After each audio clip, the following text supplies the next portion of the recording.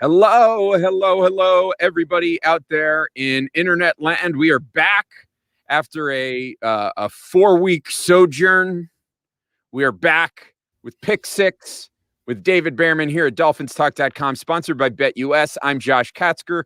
With me today is the deputy editor of sports betting for ESPN.com, the pride and joy of Pembroke Pines, Florida, lifelong friend, and Miami Dolphin fan, David Bearman. David, welcome back. Hey, Pembroke Pines was in the news yesterday with Mike White, formerly of Pembroke Pines, out there for the New York Jets for the 5 minutes that he played last night. But I'm happy to be back. Missed you. One thing I didn't miss while we were gone were the wins. There weren't any.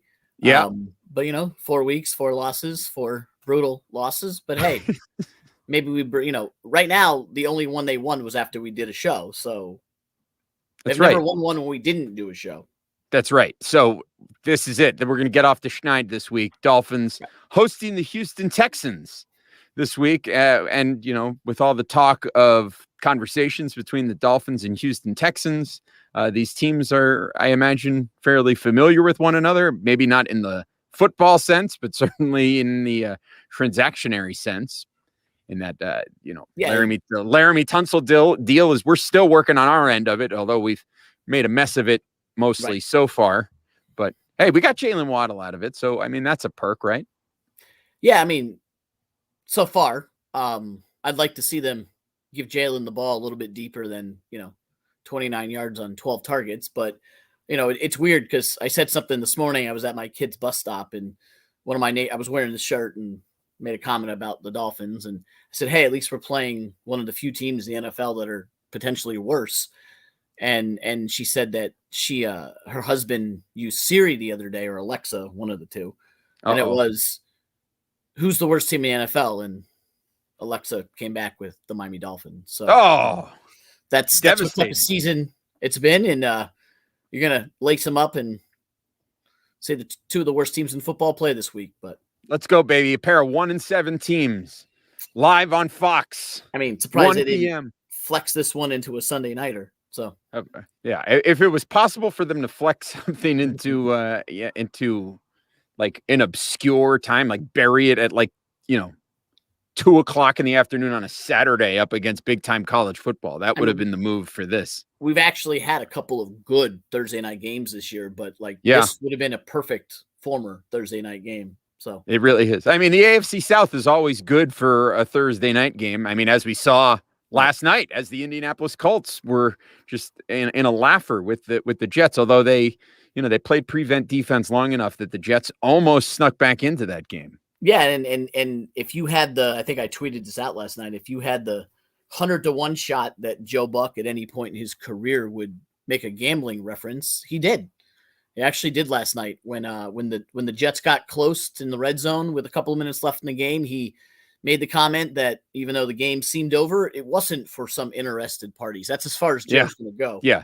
But yeah, it was one of those games where it's 42-10 at one point, and if you're a Jets backer, you almost pulled it off. They got down to the 5-yard line and almost pulled it off in terms of almost the cover. Yes, so, almost, but not quite. Nah. What are you going to do? Nor should have. So no. Someone forgot to bring the defense to Indianapolis. So. Yeah, well, everybody. It was a rough time, and that Indianapolis defense, one of the more disappointing units, I think, in the NFL this year. Yeah, and if you think about it, I do the studying of the stats and the box scores every week when I make my picks, and I'm obviously looking at the Dolphins offense, and this week looking at the Dolphins and Houston offense, and the only comparables to these two awful offenses are the Jets. The Jets threw up 30 points last night, so that'll change. Yeah, on it with a fourth string quarterback or something like that. Yeah. Did you ever look up Josh Johnson in Wikipedia or Pro Football Reference? And no. When you're off the air, go ahead and Google Josh Johnson and they always give you the list of teams. Yeah. It's like scrolling credits of a movie. There's 40 teams on there he's played for between the NFL, practice team, the practice squads, XFL, the Alliance of America, whatever the heck that league was. Was he in both the Alliance and the XFL? Yep. That's fantastic. And then I think he played in Canada. I don't know. I looked it up last night and it was just like, it just kept going. It's like that journeyman college coach that's been an assistant coach at 47 different college teams. That's what Josh Johnson, he looks like he's played for 40 different teams in his career. Well, he didn't do too badly for himself last night. I thought he did all right. He's keeping Joe Flacco at bay over there in New York. So good for him. Anyway, we're going to turn our attention to this weekend, and I know we're gonna talk about your pick six for the week, your six best bets of the week. But before we do that, let's dive into this Dolphins Texans game as best as we can. Normally, this is where we do the player props, but with all the injuries that are going on with this Dolphins team right now, it's just almost not even worth it to do that. Devontae Parker is not going to play. He went on IR, so he's going to miss the next 3 games. Tua Tagovailoa is probably going to play, but he's listed as questionable, and because of that, you can't get there. I don't think there are props out there. At least there weren't when I was looking to see if there was anything for him. I guess the big one is that Myles Gaskin is going to play, and I think the over-under for him on rush yards was like 58. And I don't know. I don't know what I even think of that. I mean, Houston is terrible against the run. So as bad as the Dolphins have been running the ball this year, if there was ever going to be an opportunity for them to really like hit the ground running, so to speak, this would be it. But I don't know. I don't know what to make of it. So what do you think of when the Dolphins have the ball against Houston? Where do you see the Dolphins having success with? You got Tua with only 9 good fingers now, and on top of the bad ribs, he's got no Devontae Parker, no Will Fuller. He's got Myles Gaskin, Jalen Waddle, Mike Gesicki, and is that all he needs? I mean, you make a valid point. If the Dolphins are ever going to do that foreign thing called establish the run, this would be the game. I'll read you some numbers from our column that's out this morning on ESPN Chalk. One of our writers, Eric Moody, he picked Gaskin overs in 2 of the props. This is a Texans team that is terrible against the run. Everybody has had success against them. You look look at the last 5 games, Darrell Henderson, James Conner, Jonathan Taylor, Damian Harris, and Zach Moss all had success against the Texans, averaging 13 rush attempts and 86 yards per game. So he's taking the over in Myles Gaskin, 11.5 rushes and over 54.5 rushing yards. Gaskin's actually averaged 15 opportunities, which is rushing attempts and targets, and 61 total yards over the last 5 games. It is a juicy matchup. Obviously, no Malcolm Brown. You still have Ahmed back there. Gaskin is the lead back. So not only did Eric Moody, but Anita Marks, who's also one of our pickers, also chose Gaskin over on rush attempts and yards. So we have 2 of our writers pick that the overs in Gaskin. I personally have Myles Gaskin on my fantasy team. I'm going to play him. It's a heavy PPR league, so 2-point PPR, a lot of catches. I can readily admit that the one game that he had 1 million catches and 2 touchdowns, I did not play him. It was a bad matchup, and somehow they decided. Remember the week before he got a 0. Right, that was when they were giving the ball to Malcolm Brown 12 times a game to run into the offensive line for some reason. So when he came off a game where he had 2 targets, I figured at some point he might have kicked Brian Flores' dog or something, and then the next game he gets 10 catches and 2 touchdowns. But so goes the Miami Dolphins. But we talked in the offseason that in order for the Dolphins to succeed this year, which they obviously have not, they need weapons. They went ahead and got Jalen Waddle. They went ahead and get Will Fuller, Devontae Parker off a career year. Weapons were there. None of these guys, if you look at Waddle, Parker, Gaskin, Fuller, Tua, have never been on the same field at the same time. That's right. Not trying to throw up excuses for Tua, but he has not had his full complement of people once the entire year. Not to mention he was hurt himself for a couple of weeks. So I still don't know what to make of it because he hasn't had him. Devontae Parker, just can't stay healthy. Will Fuller has never been able to stay on the field. I think he's played 5 minutes this year. Preston Williams, disciplinary reasons, he'll be back. Can't stay healthy either. If the Dolphins have any chance at, winning this game, they are a 7-point favorite for some ungodly reason. I am foreshadowing one of my picks in pick 6 later. I saw the line has come down to 5.5, by the way. And some of us got lucky and got it at 7 on Sunday when we may or may not have tweeted out the Dolphins shouldn't be favored by 7 over my son's flag football team. They're going to have to establish the run. Like, this is a game where we've been bashing the coaching staff the last couple of weeks for the way they've handled the offense, waiting until they're down 15 points in the fourth quarter to run a no huddle. If there's a game plan out there, you're going up against the worst rush defense in football. You don't have your wide receivers. Your quarterback is banged up. It's Captain Obvious. You got to run the ball. So run the ball. Like, that's it. Let's see it. Let's do it. And put your big boy pants on offensive line and do something you haven't done all year and do your job. That's kind of where I'm at. So, using the Patriots terminology, do your job. What about other side of the ball? Dolphins on defense. Tyrod Taylor coming back. He's making his triumphant return to the starting line. Talk about another guy who just seems to be snake bit everywhere he goes. This poor Tyrod Taylor. Now he's back in the lineup for the Texans. He doesn't have Mark Ingram to hand the ball off to anymore because he's now with the Saints, but he does still have Brandon Cooks to throw the ball to. So other than that, what do the Texans have to offer? Like, it seems like, again, another opportunity for the Dolphins defense to really get right here because the Texans don't seem to have a very powerful offense. No, and you saw that for the first 2.5 quarters versus Buffalo on Sunday. You finally saw the Dolphin defense of old, the opportunistic, rush the passer, play good secondary against a high-flying Bills offense. You look at Emmanuel Sanders had a goose egg at halftime. Josh Allen had a goose egg at halftime. Cole Beasley ended up with 10 catches, but he only had 3 at the half. The Dolphin defense that you saw in the first half last week was the defense that we all expected to see this year. We did talk at the beginning of the year that we thought we'd see a little bit of a regression, not because we thought they were worse, but because they were so over good last year that you just don't have a corner get 10 interceptions in a year. You don't have a defense have that many turnovers in the plus side of takeaways every single year. It's just a natural regression in terms of takeaways, which you've seen, but it's the tackling and it's the game planning and it's the just sheer wide open guys that you didn't expect to see. You had arguably the best secondary in football heading into the season with Jones and Howard, and you go ahead and draft the safety Holland from Oregon, and they've done nothing. What you saw in the fourth quarter versus the Bills is what you've seen all year long with Tom Brady and others that they've played with Carson Wentz. These guys have had all day and all night to throw the ball. There's been no pressure. I'm not sure Tom Brady had to wash his jersey after playing the Dolphins, and they're not getting any pressure on the quarterback, and that's been a missing component. Now you have the Houston Texans, who are banged up, who have arguably no receivers of any relevance other than Cooks. A quarterback that hasn't played since week 2, but is good. Keep in mind, the Dolphins won Achilles' heel last year on defense, and you saw it against Allen. You saw it against Kyler Murray. You saw it against Pat Mahomes. Stopping a mobile quarterback was a problem last year. Now, they haven't stopped anybody this year. Forget about a mobile quarterback. Tyrod Taylor is a dynamic that they have not seen this year. Brady wasn't mobile. Allen didn't need to be mobile, even though he was.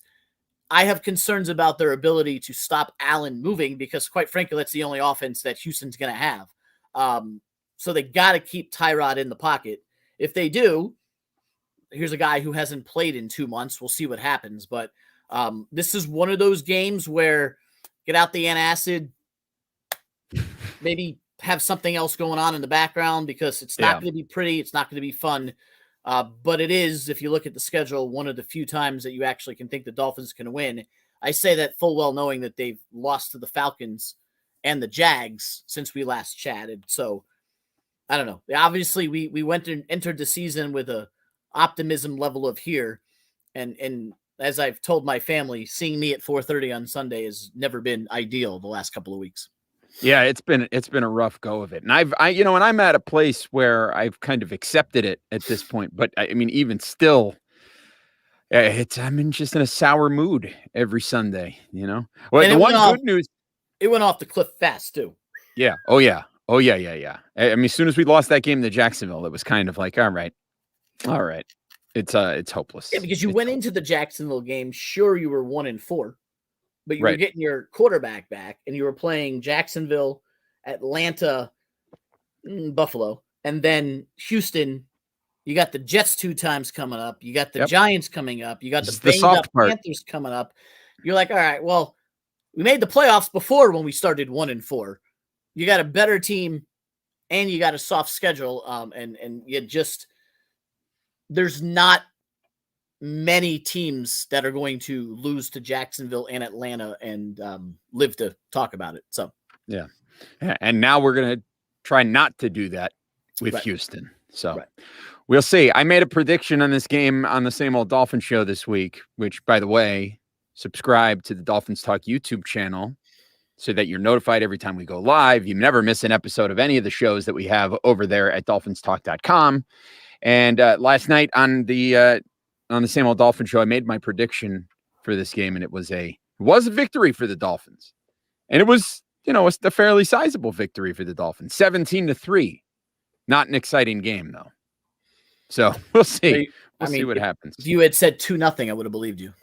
Yeah. Well, this is my good friend Nick, our friend Nick, who you know from many, many years ago. We used to do a show called The Brothers of Destruction, my brother and I, before we did the Same Old Dolphin show. And Nick would occasionally come on, and he would, when we would pick the NFL games every week, we'd go down the slate, and he would always pick one game that would end, that he would predict a 3-2 scoreline. And this is exactly one of those games that he would give I predict the Dolphins get a win 3-2. Yeah, that would be this one. Yes, it sure would. Well, let's get into your picks for the week here. Unless you got something else you want to add on this game. No, I mean, this is where I'm going to start with my picks anyway. So perfect. Let's dive right in. Here you go. You're picking. It's the first one, and you're going to put 5.5 on the screen, and I got 7 on Sunday. I said I tweeted it out.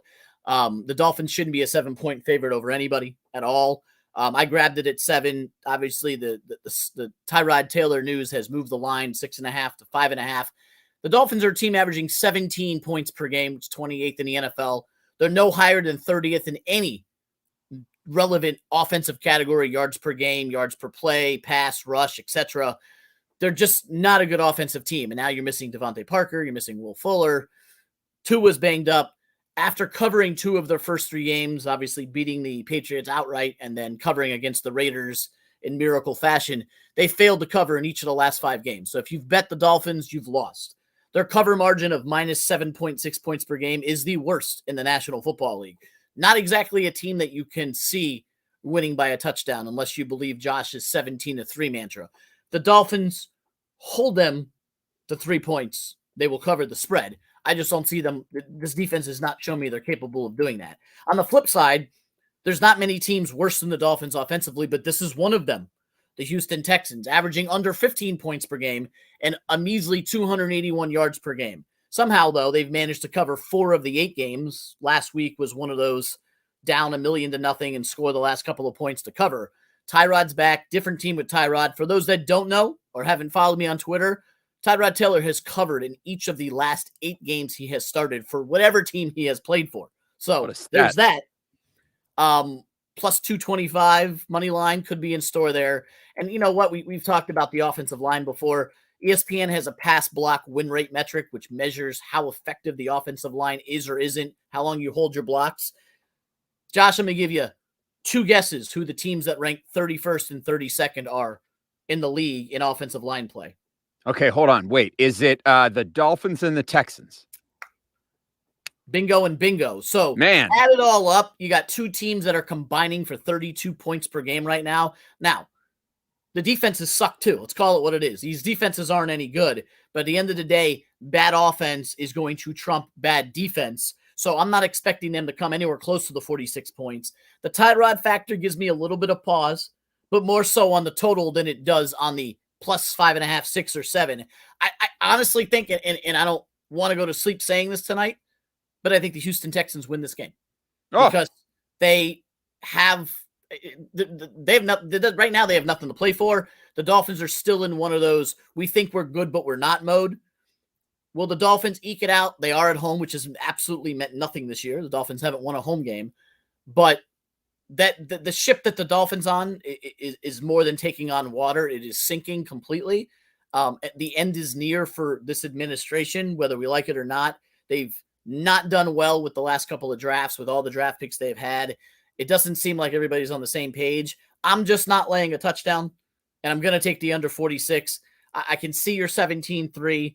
To me, this smells like a 19-15 Dolphins win, like something of obscure, someone misses an extra point or kicks too many field goals, yada, yada, yada.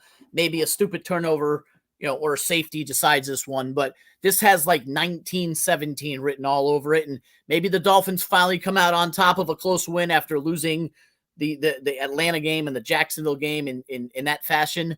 But I mean, we're splitting hairs here. Neither did I ever think that you and me would be sitting here on the 5th of November discussing whether the Dolphins can beat the Houston Texans to earn their second win of the season. We figured this would be like a, 5-3 Dolphins game versus maybe a 1-7 Texans team. So, on the flip side, you're like, well, if they lose, they get a better draft pick. Yeah, well, we don't own that either. So really no silver lining in this one. Yeah, none at all. Hey, we're going to take a sidebar here because somebody wants to know if we're going to sign OBJ. Listen, at the beginning of the day today, I thought, we ought to take a stab at it. We ought to put the claim in. We're number 2 in the waiver order. I think there's a decent shot. Detroit is still in strip down mode, so they're not going to go after him. So I thought, well, absolutely, why not for the Dolphins? Get Odell. You got him in house for next season, and when who knows. Obviously, the hope is that things will be moving in a more positive direction by that time. But then they announced that Beckham somehow got Cleveland to waive the final 2 years of his contract, and basically whoever picks him up off of waivers is going to have to be responsible for the $7.25 million that he's owed this season, and then he's basically a free agent at the end of the season. So at that point, $7.25 million for essentially a 9-week waiver rental. Just not worth it for the Dolphins, given where this season is right now, even with the fact that you can't keep Fuller and Parker on the field. So I think it's a no for me when it comes to Beckham. What about you?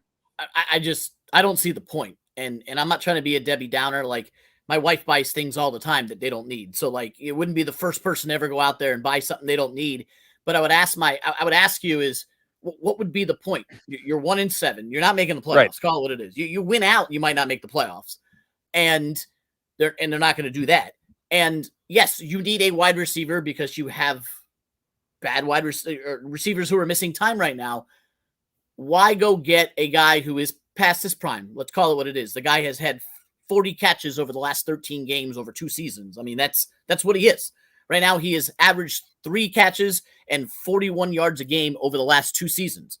You can blame Baker Mayfield. You can blame Odell Beckham's father. You can blame whatever you want. He is not a fun teammate. He has been a cancer in numerous clubhouses now. And is that what the Dolphins need? The Dolphins need a problem child wide receiver to come to a team that is already, I mean, to be honest, the way Odell has handled things over time, this is probably the perfect solution for him. Spend the next 10 weeks down in Miami for a team that has no shot to do anything is exactly what the doctor ordered for Odell. But I just don't see the point if you're the Dolphins. Like, are we 1 player away? No. We are 52 players away. So I don't see what the point would be other than the fact that they have a high waiver spot. And, they asked Brian, all the chatter came from, they asked Brian Flores at his daily press conference today. And Flores does what he always does. He does the Bill Belichick. He doesn't answer questions. He just kind of goes around the question, repeats it, and says a whole bunch of nothing. What learned from his boss. He learned from Belichick. But because he didn't say no, and he said, we'll do our due diligence. We're always looking to get better. We obviously need receivers. The entire Twitter sphere, the Dolphins are going to sign Odell Beckham because they can. They're number 2. They're missing Devontae. The same day Devontae Parker news breaks. It's like, okay, you want to connect dots? You're connecting a very small, pointless dot with a very small, pointless, like, what's the point? Yeah, like, not gonna. If the Dolphins were 6-2 and tied with the Bills, and they were in prime position, and one of their key receivers. Oh, yeah. Sure. Go ahead. No. So No, I don't not see gonna what happen. the point would be. Yeah, not going to happen. Speaking of teams that are in a weird place suddenly, the Green Bay Packers travel into Kansas City to take on the Chiefs. This is two teams that are kind of in a weird place, right? Obviously, Kansas City, it's been well documented, has had a hard time adjusting to the fact that defenses have adjusted to them. And so you've got Patrick Mahomes pressing quite a bit late in games, turning the ball over at record paces, leads the league in turnovers. And you've got the Green Bay Packers, whose MVP quarterback, Aaron Rodgers, has tested positive for COVID, is unvaccinated, and will miss at least the game this Sunday and possibly, next week's game. I think the earliest he can come back is the day before the Packers take on the Seahawks next week. So it's a rough situation for the Packers, and but you are picking them anyway, or at least you were picking them before everything went haywire. They're plus 7.5 points at Kansas City. Full transparency, the write-up that you'll see on ESPN Chalk, I had just finished writing it and had already gone and taken the Green Bay Packers at Pick'em money line at minus 105 to beat the Kansas City Chiefs. I liked Green Bay. I thought that the line at Pick'em was kind of a steal for how bad Kansas City's defense is and how great Aaron Rodgers and Green Bay has played. I've taken the Packers all year long. I took them to win the North. I've taken them to win the Super Bowl. I've bet on them almost every single week, and I was stunned on Sunday night to see that they were a pick'em. So I went ahead and bet it. And then I went ahead and wrote it up on Tuesday/Wednesday. And then as soon as I was done, the Aaron Rodgers news broke, and I'm like, hell, like I just did this. So that's how it always happens. Right. It's probably the 5th time this year news broke after I was done writing either a football thing, or more common was the golf. I would write something and then the guy would withdraw from the tournament, which right after I picked him to win. So that's always fun when that happens. Then the line was reposted at Packers +8. And I'm like, 8. I know Aaron Rodgers is good. I mean, Aaron Rodgers is good. Like MVP and potentially another MVP. 8. We're talking about one of the worst defenses in football that hasn't done anything this year with Kansas City. If Jordan Love were to close his eyes and say, what opponent could I pick that would be the perfect thing for my first career start? This is the one that I would pick, because they're not a good defense. You've seen it all year long. And the offense just keeps giving the ball away. You mentioned Mahomes and all the giveaways. That just gives you more opportunity that if they keep turning the ball over, Jordan Love might get short fields. So I love the +8, +7.5. I went ahead and bet it then too. I still have my pick'em ticket. You know, FanDuel did allow me to cash out. It was a $30 bet, and they're willing to give me $11 back. So thank you for that. Jordan Love has Aaron Jones and A.J. Dillon in the backfield, and he's getting Devontae Adams back on the side. So, yes, you're missing Aaron Rodgers, league MVP. That's big. But you're also facing a defense that is allowing 6.5 yards per play, 22nd in the league against the rush at 4.5 yards per rush. You got Aaron Jones back there, 29th against the pass. You don't have Aaron Rodgers, but 29th against the pass. That's just 3 better than anybody else. So I like the Packers here. I'm sticking with them. I'm going to have to eat my pick'em ticket. Maybe I get lucky and they win anyway. I wish I got better value than that, but I also took it at 7.5/8. I just think this is not a 1 week or a 2 week problem for the Kansas City Chiefs. Right. They had to rally in 3 of their 4 wins this year from deep deficits. They have a high-flying offense, so they can do that. But they continuously put themselves in a hole. And I'll give you this number since you mentioned the give-ups and the turnovers. They currently have a league-high 19 turnovers through 8 games, which, by the way, is 3 more than anybody else. And that would be the Jets, who stink as well. They have a league-high 9 fumbles, and they have second most interceptions at 10. In the back-to-back AFC Championship / Super Bowl seasons, they had a total of 15 turnovers and 16 turnovers. They already have 19, and we're not even halfway through the season yet. Yeah. That's how bad they've been turning it over, and their defense is so bad that's why you're getting a 4-4 team that legitimately could be 2-6 if you look at the fact that they shouldn't have beat the Browns. They did everything in their power to lose to the Giants. And then there was one of the other games they rallied to win. It's escaping me. Oh, Washington. They were scraping by Washington. Yep. So you look at that and you say, can they get it right? Yeah, they can get it right. It's the AFC, and the AFC's wide open, so they can easily get it right and make the wild card. And they're not a team that I would want to play in the first round of the playoffs. That being said, they're not playing the Giants tomorrow. They're playing the Green Bay Packers. And Green Bay as a whole, give Aaron Rodgers all the credit in the world. Green Bay Packers are one of the top teams in football. I don't think they can win a Super Bowl without Aaron Rodgers, but he's not injured. He's just out for a week. And we'll leave the debate as to the vaccinations and the immunizations and all that crap for the experts. I'm here to tell you that I like the Packers plus the 8, and I still think they can win the game because this Packers team, would you take the Packers with Jordan Love over the Giants? Yeah. Okay. Well, the Giants. I wouldn't even think twice about it. Right. And the Giants should have beaten the Kansas City Chiefs. So now you're getting a Packers team with Jordan Love, and I still like it. And now you're getting 8 points, by the way. Kansas City was nowhere close to covering the number versus the Giants last Monday night. I don't think they cover it here either. Yeah, this is a game where if Rodgers was playing, I don't have it offhand what the over under is on that game, but I would. It's a game if Rodgers had been playing, I'd be smashing the over on it, whatever it was. But without it, because these are both teams whose defenses are not great. But at any rate, there it is. David's going with the Packers plus 7.5. Let's go. You got 2 more picks over here. Arizona plus 2.5 at San Francisco, and you're taking the under in this one. I do, and I like Arizona. I know the Kyler Murray situation is up in the air. When I did make the pick, it looked like Kyler Murray was going to play. I still think he does play. He's going to be limited, but everything that Cliff Kingsbury has said leads me to believe that Arizona is going to that Kyler Murray is going to play. You look at the two teams, and Arizona's the better team. Now, the better team doesn't always win, but you have a team that was undefeated until a week ago. They played that game against Green Bay, could have won it, didn't. A little bit of a reality check. They've had 10 days off. I'm not buying San Francisco. With all due respect to Jimmy G and the Niners that looked great last week, it was against the Chicago Bears, who would make the bottom 5 worst teams in football with the Dolphins, the Texans, the Jets, and the Jaguars. The Bears stink. The Niners looked awful versus the Colts a couple of weeks ago. I'm not buying them. And we talk about the Cardinals. We talk about their high-flying offense, Hopkins, Ertz, Kyler. But what if Kyler doesn't play? Anybody realize that their defense is top 10 in total yards, passing yards, and rushing yards? It's very strong defense. They're one of the best defenses in the league, allowing 17 points per game, holding teams to 319 yards. That's not Joe Montana and Jerry Rice over there on San Francisco. It is a banged-up Deebo Samuel, banged-up Elijah Mitchell, Jimmy Garoppolo, who seems to only be able to beat bad teams.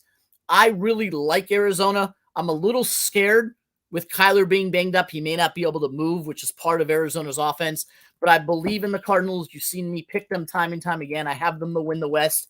I have them at over 8 wins, which they could hit this week. Even if he doesn't play, I like them, not as much. But you mentioned the under. These are two teams that both have solid defenses. And if Murray is limited, that slows down Arizona a little bit, their high-flying offense. They played 3 weeks ago, and Arizona won 17-10. That's 27 points. The division rivals played twice last year and totaled 44 and 32. So none of the last 3 games they've played with pretty much the same teams ever reached the 46. Now, what if Kyler doesn't play? Jimmy G and Colt McCoy, you think that reaches 45? No chance. So to me, the under is a little bit of a hedge on the Arizona pick if Kyler doesn't play. But even if he does play, I still don't see this going over 45, 46 points. So I'll give you something else.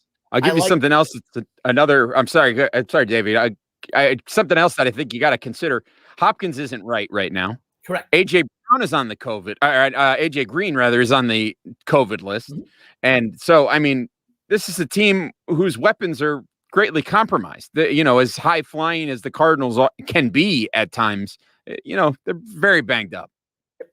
No, they are. They're banged up. San Francisco's banged up. The two teams played to 27 total points a couple of weeks ago. They played 2 games that were low scoring last year. That's kind of what I look at when it comes to division matchups.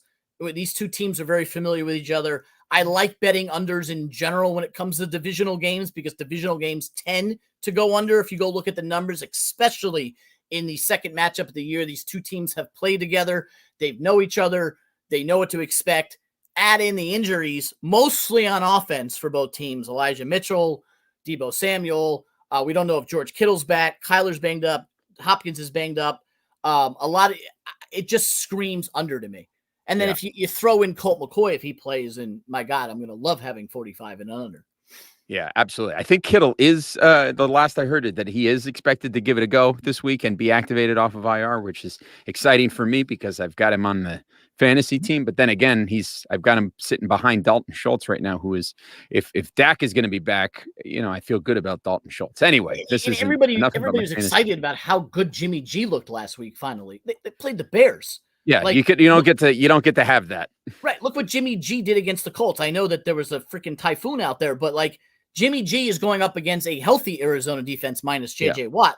That's a good defense. That's going to make him look bad, just like they made San Francisco look bad 3 weeks ago. Yeah. I've said many times on the same old Dolphin show that the NFL is where NFL fans are the kings of overreacting to very small sample sizes. One good Jimmy Garoppolo performance against the Bears isn't proving anything to me. Right. Let's go to your last pick of the week here. The Los Angeles Chargers -2 at home, on the road rather, against Jalen Hurts and the Philadelphia Eagles. Big bounce back game. You're going to have angry Chargers here, yeah? Yeah, you mentioned it a second ago. The NFL is an overreaction to the week before. So think about it for a minute. A week ago, this line was 4 to 4.5 as a look-ahead line. Since then, the Chargers lost to the Patriots at home, and Philadelphia looked wonderful. Jalen Hurts looked awesome. Look who they played. They played the Detroit Lions. So I don't really believe in the Eagles. The Eagles haven't shown me much this year other than the fact that they can beat the worst team in football that hasn't won a game. They're 0-3 at home this season. The Chargers surprisingly have covered 8 of the last 11 they've played. Yes, they haven't looked good. Herbert, who everybody already anointed a Hall of Famer ahead of Tua in the comparisons, has not looked great the last few weeks. Mike Williams hasn't done well. The Chargers just have not looked like themselves. The perfect remedy is a team like the Philadelphia Eagles, who are not ranked that high in DVOA, and their defense isn't that great. I don't believe in the Eagles, and I think that this is a line that is an overreaction. I was able to get it at 1.5. It's now back up to 2 because other people are betting it. But I don't believe in the Eagles. They're missing their running back. I just don't think it's a great spot for them. And I think the Chargers are the far superior team, and that this is the time for Herbert and the Chargers to bounce back because they lost the ability to try to gain on the Raiders last week when the Raiders had the bye.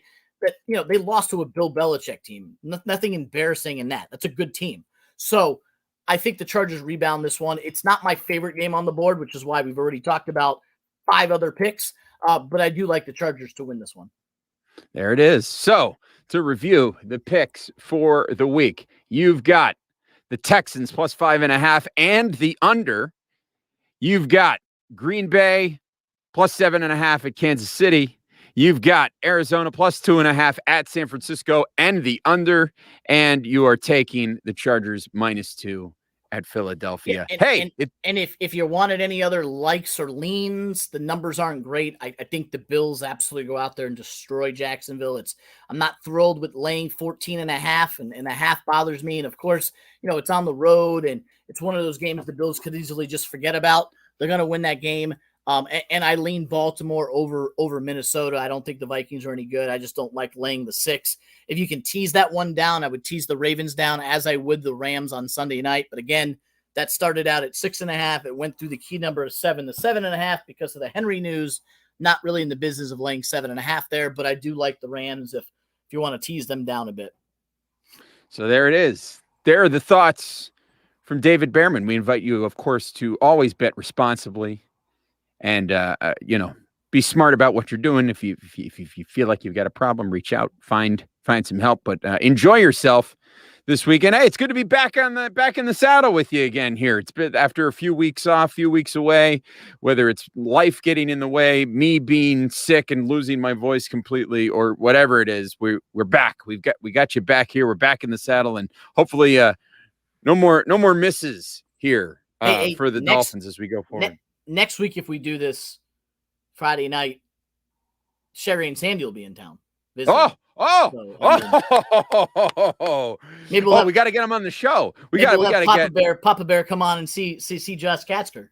Let's go. We got to get Mommy and Daddy Bearman on the show. Let's go. We will have had all four of you on the show at various times then if that happens. We might have to get Daniel on the line as well.